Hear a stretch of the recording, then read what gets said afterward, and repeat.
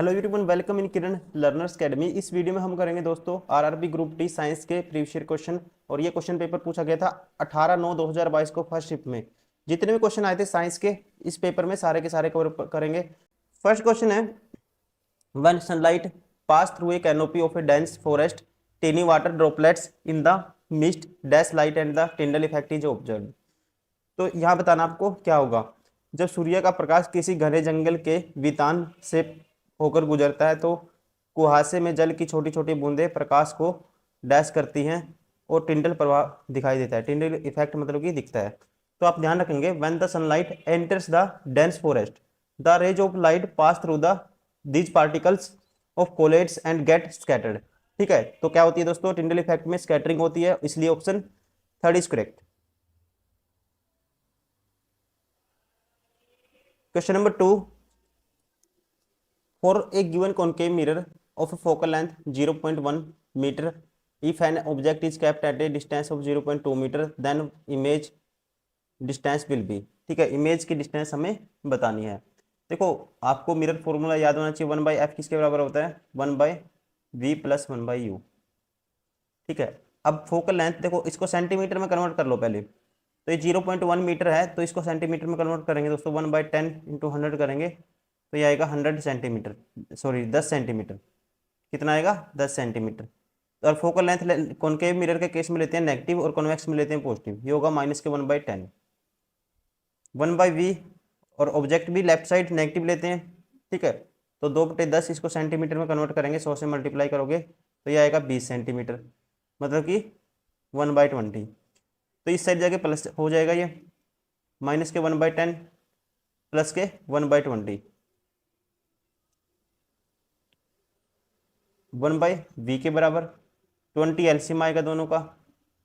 ठीक है, ये आएगा माइनस के, इसे काटेंगे माइनस के 2 और ये आएगा प्लस के 1, 1/v। ठीक है, तो minus 1/20 is equal to 1/v। और v की वैल्यू यहाँ से क्या आएगी? क्रॉस मल्टीप्लाई करोगे v आएगा माइनस के 20 सेंटीमीटर। सेंटीमीटर को मीटर में कन्वर्ट करो, 20/100 करोगे, 20 पंजे 100, 1/5। 1/5 मीन्स 0.2। तो ये आया हमारे पास। ठीक है, माइनस में था तो माइनस 0.2 मीटर। अब दोस्तों इसने पूछा, देखो आएगा तो माइनस में, लेकिन इसने द इमेज डिस्टेंस, डिस्टेंस तो मैग्नीट्यूड क्या लेंगे? पॉजिटिव ही लेते हैं। ठीक है, तो ये होगा 0.2 metre. Option third is correct.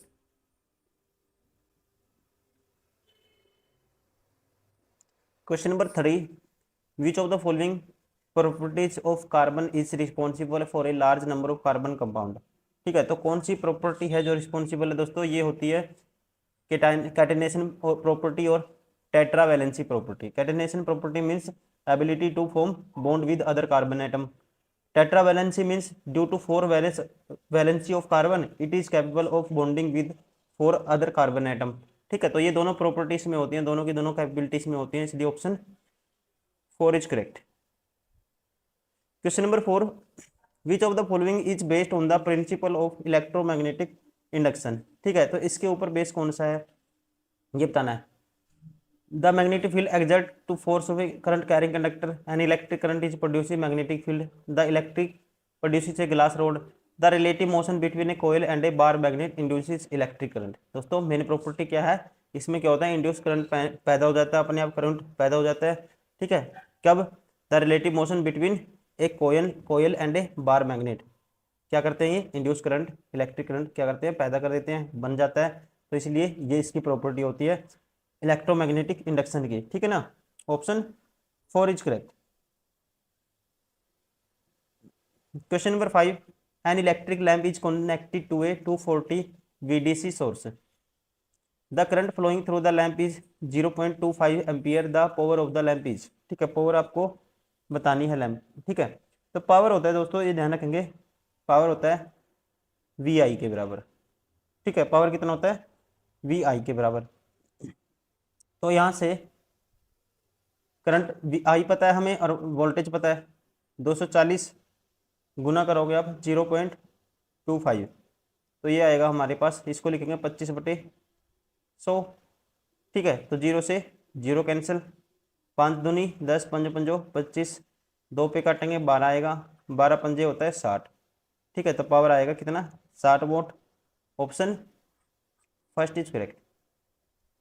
Question number 6, what is the main product when calcium oxide react with vigorously with water. तो मेन प्रोडक्ट क्या होगा जब क्या, when calcium oxide react with vigorously with water के साथ क्या करेगा, रिएक्ट करेगा। तो मेन प्रोडक्ट बनता है, ये बनता है दोस्तों कैल्शियम हाइड्रोक्साइड। ठीक है, जिसे आप बोलते हो आल्सो कॉल्ड स्लेक्ट लाइम। मतलब कि कैल्शियम ऑक्साइड की रिएक्शन कराओगे अब किसके साथ, वाटर के साथ, तो जो प्रोडक्ट बनता है ये बनता है कैल्शियम हाइड्रोक्साइड OH ट्वाइस, और इसे ही बोलते हैं हम, क्या बोलते हैं, select lime. Option second is correct. Question number 7, which of the following is a tough porous and the black substance obtain from coal. ठीक है, तो ये सब्सटेंस का नाम है, ध्यान रखेंगे आप, क्या, कोक। Option third is correct. Question number 8, high blood pressure is also called as a hypertension which is caused due to. तो ये किसके कारण होता है, ये होता है constriction of arterioles. Option third is correct. किसके कारण होता है, hypertension, that is also called blood, क्या बोलते हैं दोस्तों इसको, blood pressure, high blood pressure. तो ये किसके कारण होता है, ये होता है constriction of arterioles. Question number 9, which of the given statement about non metal is true. पहला कहता है non metal are electro positive. दोस्तों ये गलत है। ठीक है, नॉन मेटल इलेक्ट्रो पॉजिटिव नहीं होती, नॉन मेटल क्या करेंगे, इलेक्ट्रॉन को क्या करेंगे, गेन करते हैं। ठीक है, अपना ऑक्टेट कंप्लीट करने के लिए, क्योंकि उनके जो जितने भी नॉन मेटल हैं उनके जो लास्ट सेल में 4 से लेके 8 तक इलेक्ट्रॉन होते हैं आउटर मोस्ट सेल में, और वो क्या है, इनमें टेंडेंसी होती है टू एक्सेप्ट, या कह सकते हैं गेन इलेक्ट्रॉन को टू कंप्लीट देयर ऑक्टेट। तो इसका जो ये पहला गलत है, non metal are electronegative in nature, ये ठीक है दोस्तों, इलेक्ट्रोनेगेटिव होते हैं, जैसे मैं बता चुका हूँ, एक्सेप्ट करेंगे इलेक्ट्रॉन को, लेंगे तो नेगेटिव चार्ज आएगा, and form bonds with gaining of electron. 100% true है ये, ऑप्शन सेकंड इज करेक्ट। ठीक है, option second is correct. Question number 10, what is the energy currency of for the most of the cellular process. तो ये energy जो store होती है दोस्तों, ये होती है एटीपी के रूप में। ठीक है, एडेनोसाइन ट्राइफॉस्फेट एटीपी। ठीक है, ये क्या है, सोर्स ऑफ एनर्जी है। Option first is correct. Question number 11, absence of oxygen has an in anaerobic fermentations by yeast cells converted या convert pyruvate into dash। तो आप ध्यान रखेंगे, yeast है, yeast produce या yeast converted pyruvate into the ethanol and CO2 in the anaerobic respiration। ठीक है, किसमें दोस्तों, ethanol, carbon dioxide and energy. तो इसका ऑप्शन होगा option third is correct. Question number 12, in safe sex the only method to prevent transmission of HIV। ठीक है, तो कौन सा मेथड है। ठीक है, इसने कहा कि क्या सुरक्षित यौन संबंधी HIV का सबसे संक्रमण को रोकने का एकमात्र तरीका है, तो आप कहोगे नहीं, ये नहीं है। ठीक है, तो क्या है दोस्तों, there is a other method like preventing use of infecting needles and transfusion of infection blood. ठीक है, तो क्या है दोस्तों, इसका सबसे सुरक्षित तरीका यौन क्रियाओं से पूरी तरह से बचना है, इसलिए ऑप्शन थर्ड इज करेक्ट।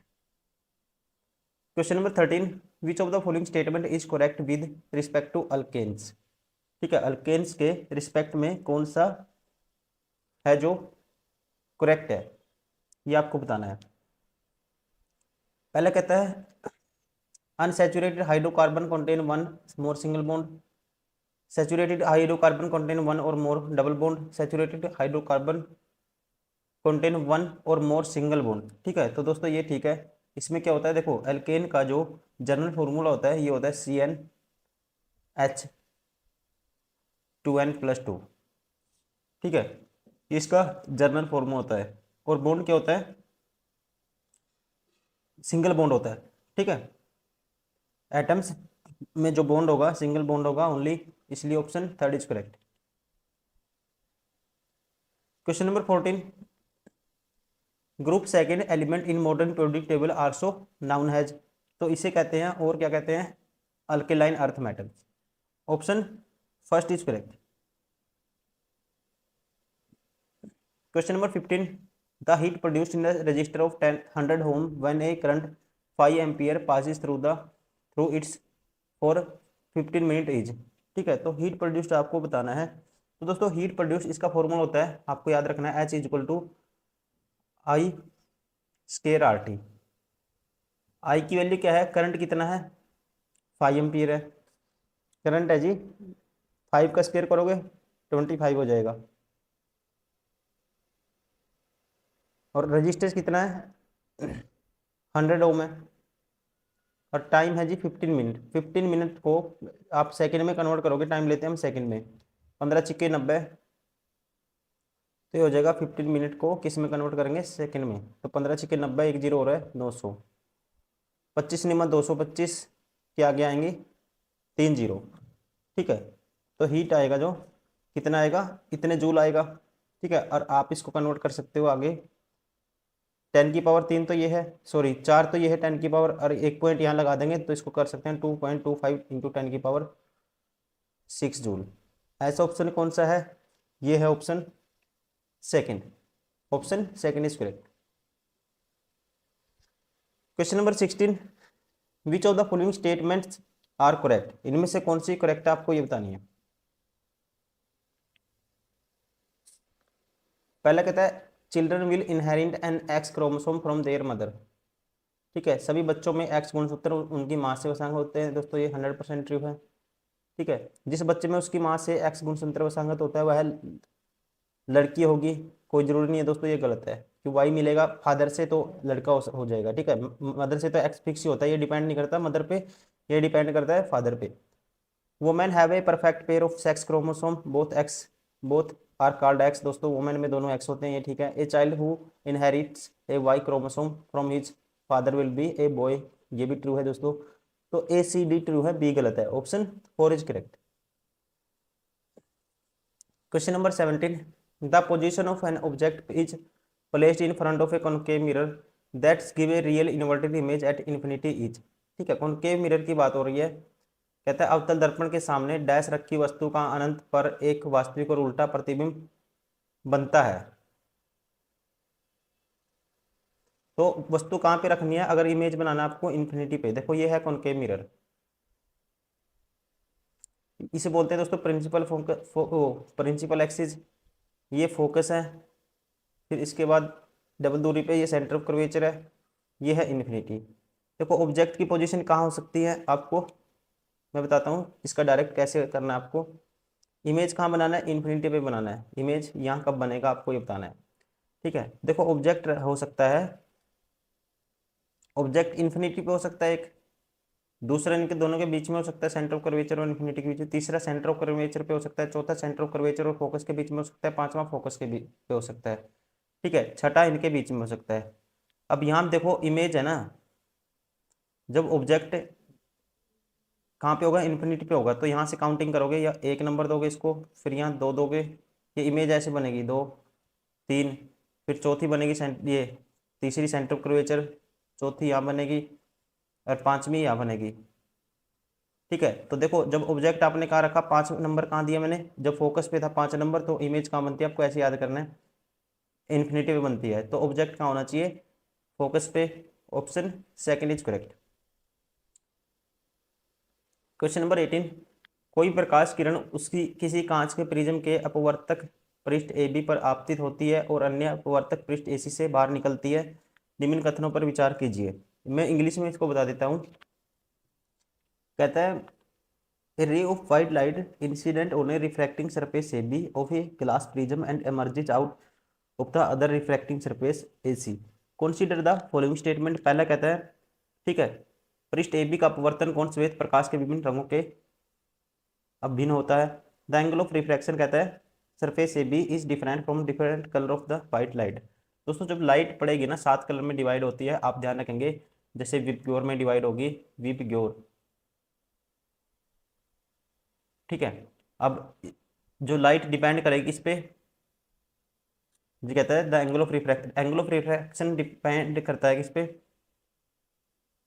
ये इसका वेवलेंथ पे, और ठीक है, और वेवलेंथ पे, और इसका जो रिफ्रैक्टिव इंडेक्स है उस पे दोस्तों। इसकी वेवलेंथ और स्पीड सबसे ज़्यादा होती है रेड पे, ये कम डेविएट होगी, ठीक है, तो ये कम डेविएट होगी। जिसकी वेव स्पीड इसकी ज़्यादा है ये कम डेविएट होगी, और सबसे ज़्यादा डेविएट होगी एंगल ऑफ ये रिफ्रैक्टिव इंडेक्स वायलेट का सबसे ज़्यादा होगा। तो हम कह सकते हैं पृष्ठ एवी का अपवर्तन और श्वेत किरण के विभिन्न रंगों के लिए क्या होता है, अलग अलग होता है एंगल, ठीक है, सभी कलर के लिए अलग अलग होगा इसका। कम डेविएट होगी, ये ज़्यादा होगी, फिर सबसे ज़्यादा कौन सी होगी, वायलेट होगी। तो पहला ठीक है। दूसरा कहता है the angle of refraction at the surface is different of different colour. Angle of refraction भी दोस्तों क्या होगा, डिफरेंट होगा, ठीक है। ऑप्शन दोनों को होंगे, इसलिए ऑप्शन फर्स्ट इज करेक्ट।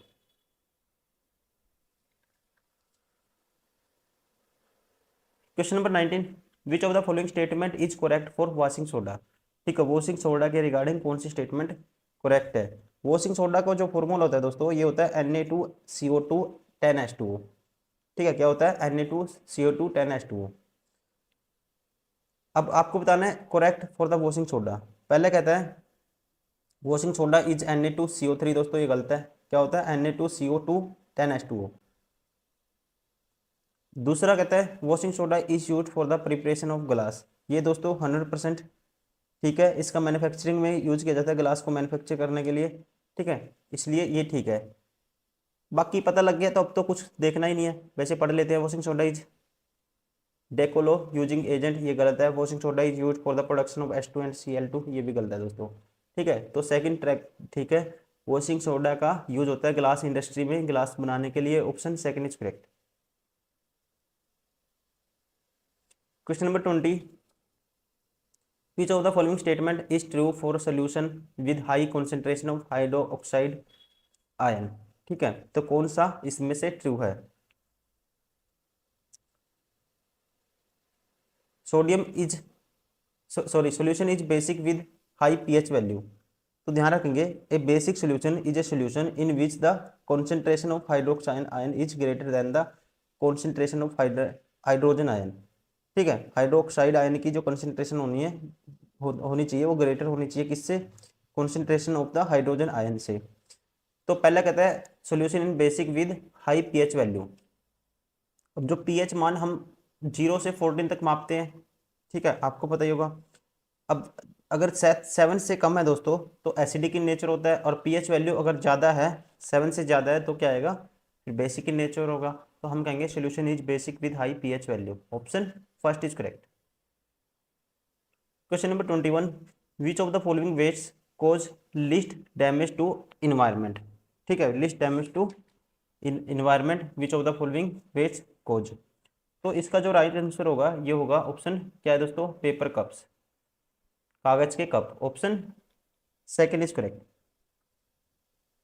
क्योंकि ये कह सकते हैं हम बायोडिग्रेडेबल होते हैं, ठीक है, गल जाते हैं, option second is correct. Question number 22, suppose a wire of aluminium if 1 metre long, its cross sectional area 10 की पावर -2 mm, ठीक है, millimetre square, and its resistance 2.8 ohm, its stretch 8 times its original length, then its resistivity will. ठीक है, resistivity क्या होगी। तो resistivity दोस्तों ध्यान रखेंगे, जो आर होता है ना, रेजिस्टेंस होता है ρL/A।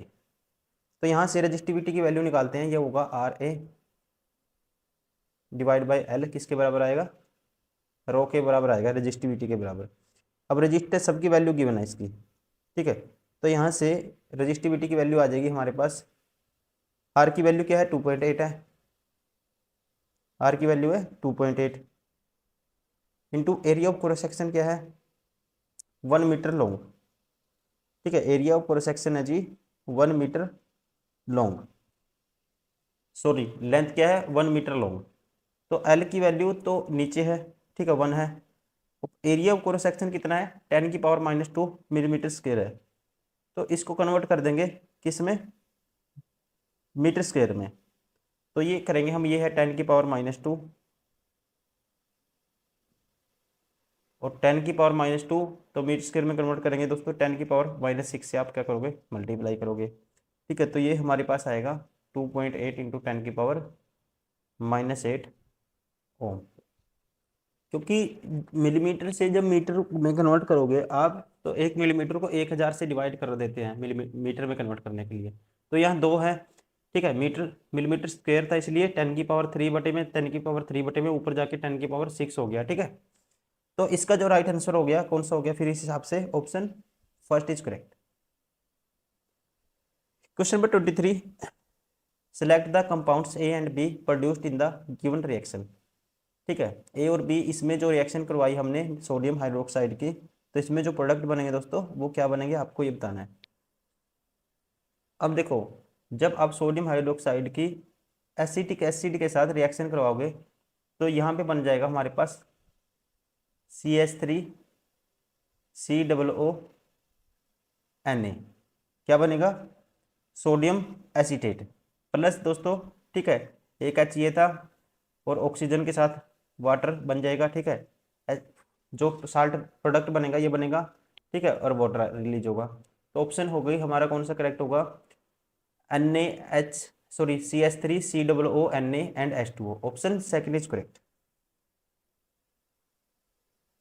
Question number 24, according to the Fleming's right hand rule the direction of the motion of the conductor and the direction of the induced EMF are. ये क्या होती है आपको ये बताना है। देखो, राइट हैंड रूल में जो थंब है, ठीक है, थंब किसकी डायरेक्शन देगा, मोशन ऑफ द कंडक्टर की। यहाँ पे जो इंडेक्स फिंगर होगी ये मैग्नेटिक फील्ड की डायरेक्शन देगी, ठीक है। तो ये होगा इंड्यूस्ड करंट। तो ये आपस में क्या होते हैं, परपेंडिकुलर होते हैं। ऑप्शन डायरेक्शन क्या होती है, perpendicular. Option third is correct.